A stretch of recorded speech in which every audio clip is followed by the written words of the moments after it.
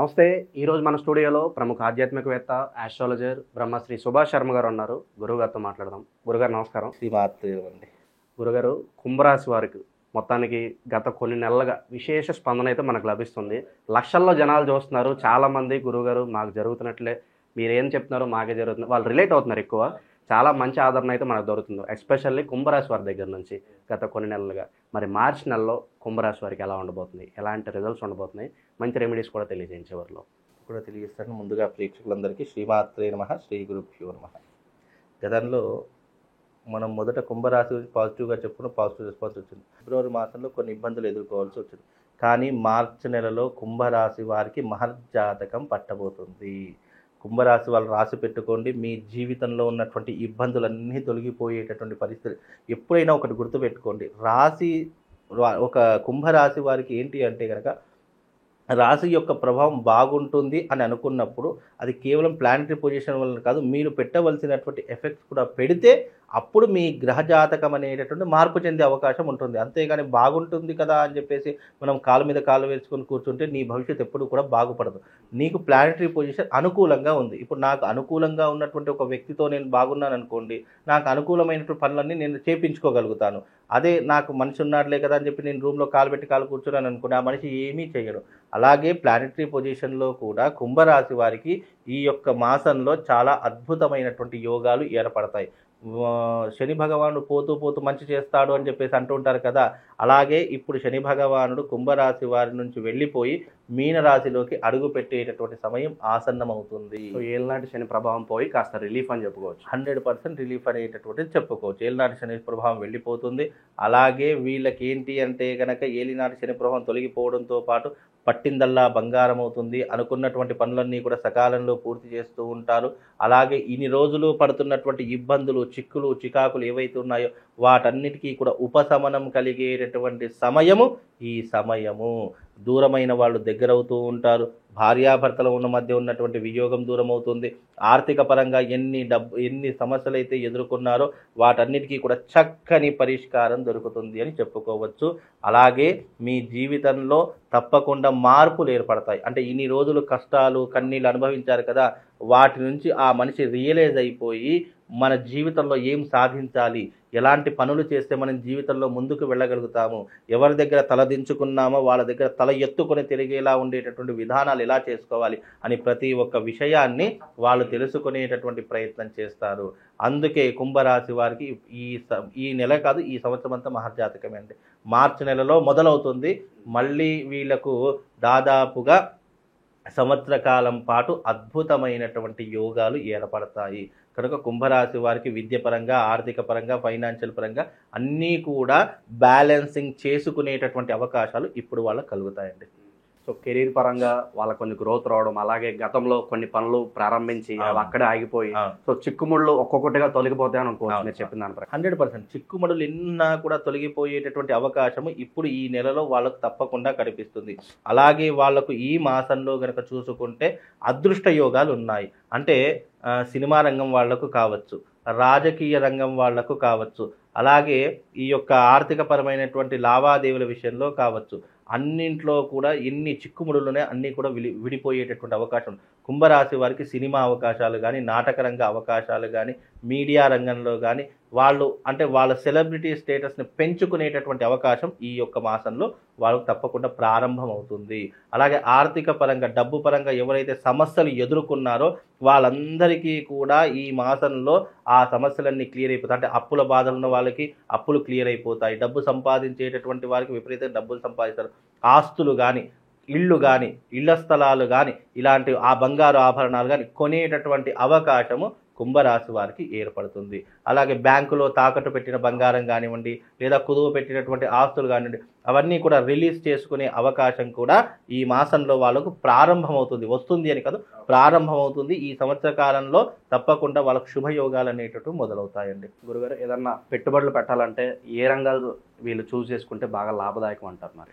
పెట్టుబడులు పెట్టాలి అని అనుకుంటే కనుక రియల్ ఎస్టేట్ రంగం మీద పెట్టుబడి. ఇప్పుడు భూములు చాలామంది రియల్ ఎస్టేట్ పడిపోయింది అని అనుకుంటారు. కానీ రియల్ ఎస్టేట్ పడిపోయింది అనడానికి మార్గం ఏంటి అంటే, నువ్వు ఇన్వెస్ట్మెంట్ పెట్టు. నువ్వు భూమి మీద పెట్టినటువంటి ఇన్వెస్ట్మెంట్ ఈరోజు తగ్గినా సరే రేపు 10 పెరిగేటటువంటి అవకాశం ఏర్పడుతుంది.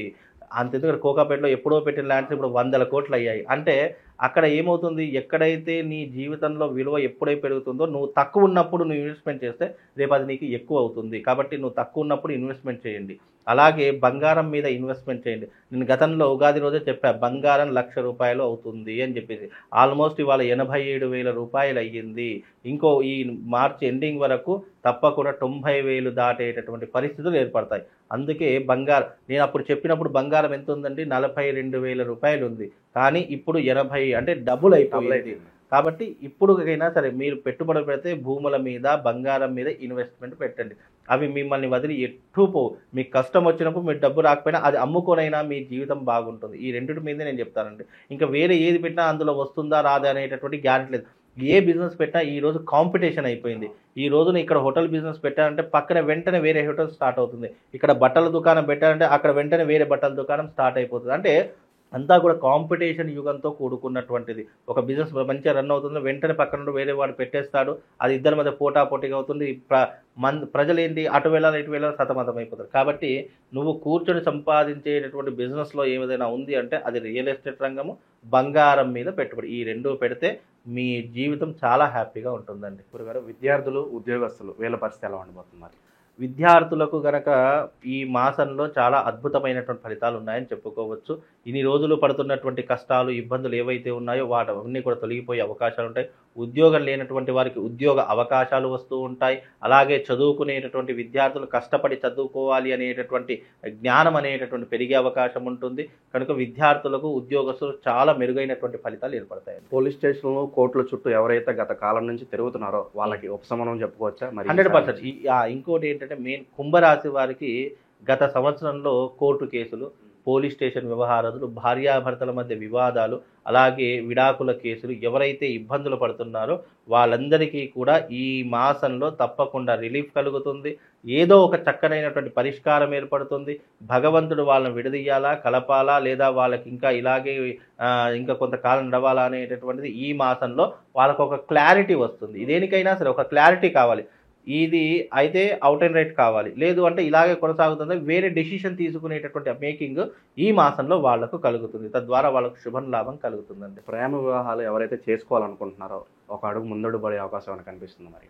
తప్పకుండా ప్రేమ వివాహాలు ఫలించేటటువంటి అవకాశాలు అయితే తప్పకుండా కనిపిస్తున్నాయండి. కాకపోతే 1కి 10 సార్లు ఆలోచన చేసి, ఎందుకంటే కుంభరాశి వారికి ప్రేమ వివాహాలు నిలబడడం చాలా కష్టము. ఎందుకు అంటే వాళ్ళ రిలేషను, అండర్స్టాండింగ్ అనేటటువంటిది పెళ్ళికి ముందు ఒకలా ఉంటుంది, పెళ్ళి అయిన తర్వాత ఒకలా ఉంటుంది. అంటే పెళ్ళికి ముందు ఏది చేసినా కరెక్ట్ అనిపిస్తుంది, పెళ్ళి తర్వాత ఏది చేసినా రాంగ్ అయిపోతుంది. కనుక ఆ ఒక్క విషయంలో వీళ్ళ యొక్క గైడెన్స్ అనేది తీసుకోవాలి. తప్పకుండా అలా చేసుకుంటే కనుక ఫలించే అవకాశాలను, ఏదైనా అడ్జస్ట్మెంట్, అండర్స్టాండ్, ఈ రెండు ఉన్నటువంటి ప్రేమ జంటలు ఈ జీవితంలో ఎప్పటికైనా సుఖపడతారు, సంతోషపడతారు. సో అలాగే విదేశీ ప్రయత్నాలు కూడా చేసుకోవచ్చు అంటారు యథేచ్ఛగా? తప్పకుండా విదేశీ యోగం అనేటటువంటిది కుంభరాశి వారికి ఏర్పడుతుంది. విదేశాలకు చదువు కోసం వెళ్ళినా, వృత్తి కోసం వెళ్ళినా, వ్యాపారం కోసం వెళ్ళినా అక్కడ స్థిరపడేటటువంటి అవకాశాలు చాలా స్పష్టంగా కనిపిస్తున్నాయండి. గురుగారు గుడ్ టైం స్టార్ట్ అవబోతుంది కాబట్టి కుంభరాశి వారికి మంచి పరిహారాలు ఏమన్నా తెలియజేయండి గురుగారు. కుంభరాశి వారికి మంచి పరిహారం అంటే నెగిటివ్ ఇంపాక్ట్ ఎక్కువగా ఉంటుంది కుంభరాశి మీద. కనుక కుంభరాశి వారు కరంగళి మాల అనేది దొరుకుతుంది. ఆ కరంగళి మాల పూజ చేసి మంత్రించి వాళ్ళు ధరిస్తే గనక నెగిటివ్ ఇంపాక్ట్ రాకుండా ఇంకా మంచి మెరుగైనటువంటి ఫలితాలు ఏర్పడేటటువంటి అవకాశం కుంభరాశి వారి యొక్క జాతకంలో ఏర్పడుతుందండి. దైవారాధన విషయాలు ఏదైనా మంత్రం చెప్తారా కుంభరాశి వారికి? దైవారాధన విషయంలో కుంభరాశి వారు సుబ్రహ్మణ్య స్వామిని ఆరాధన చేసుకోండి. అలాగే కుంభరాశి వారు ప్రతి శుక్రవారం రోజున అమ్మవారి యొక్క ఆలయానికి వెళ్ళి అక్కడ చక్కగా అమ్మవారి యొక్క ఆరాధన చేసుకుని 11 ప్రదక్షిణలు చేయండి. వీలైతే మీ శక్తి ఉంటే గనక కాస్త ప్రసాదం, లడ్డూలో, తీపి పదార్థాలు ఏవైనా తీసుకొని వెళ్ళి అక్కడ అమ్మవారికి నైవేద్యంగా పెట్టి అది ప్రసాదంగా పంచండి. చాలా మెరుగైనటువంటి ఫలితాలు వాళ్ళ జీవితంలో ఏర్పడతాయండి. మామూలుగా 12 రాశుల వారి యొక్క ఫలితాలు మెరుగ్గా ఉండాలి, ఏ రాశి వారైనా సరే వాళ్ళు జీవితంలో సుఖంగా, సంతోషంగా ఉండాలి అనుకుంటే అందరికీ యూనివర్సల్ ఒకటి చెప్తాను.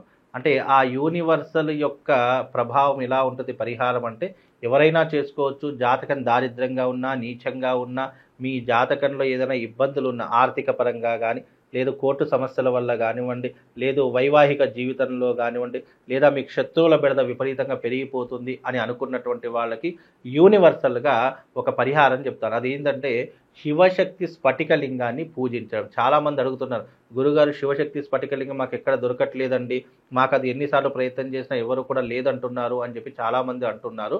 అయితే శివశక్తి స్ఫటికలింగం అనేటటువంటి మీకు చూపిస్తాను.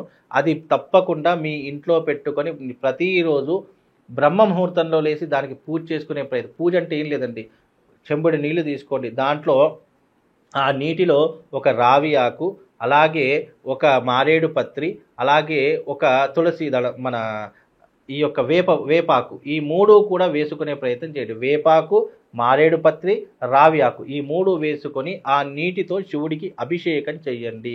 తద్వారా మీ జీవితంలో ఉన్నటువంటి 12 రాశుల యొక్క సకల కష్టాలన్నీ కూడా దూరమైపోతాయి. అది ఎలా ఉంటుంది అనేటటువంటి చాలామందికి తెలియదు. ఇది శివశక్తి స్ఫటికలింగము. పైన శ్రీచక్ర ఆకారంతో ఉన్నటువంటి ఈ శివలింగము ప్రత్యేకంగా తయారు చేయించడం జరుగుతుంది. కనుక మీకు ఎవరికైనా జాతకంలో ఇబ్బందులున్నా, గ్రహస్థితి బాగా లేకపోయినా, గురువుగారు మా జీవితంలో చాలా ఇబ్బందులు ఉన్నాయి, ఆర్థిక పరంగా ఇబ్బందులు పడుతున్నాము అని అనుకున్న ప్రతి ఒక్కరు కూడా ఈ శివలింగాన్ని పూజించండి. కేవలం 12 రాశుల వారే కాదు, ఎవరైనా సరే ఈ శివశక్తి లింగాన్ని కనుక పూజిస్తే మీ జీవితంలో ఉన్నటువంటి అరిష్టాలు దూరం అవుతాయి, మీ ఇంట్లో ఉన్నటువంటి నెగిటివ్ ఎనర్జీ దూరం అయిపోతుంది. కనుక ఈ శివశక్తి లింగాన్ని పూజించండి, మీ జన్మ ధన్యమవుతుంది. శ్రీమాత్రే నమః. శ్రీ గురుభ్యో నమః.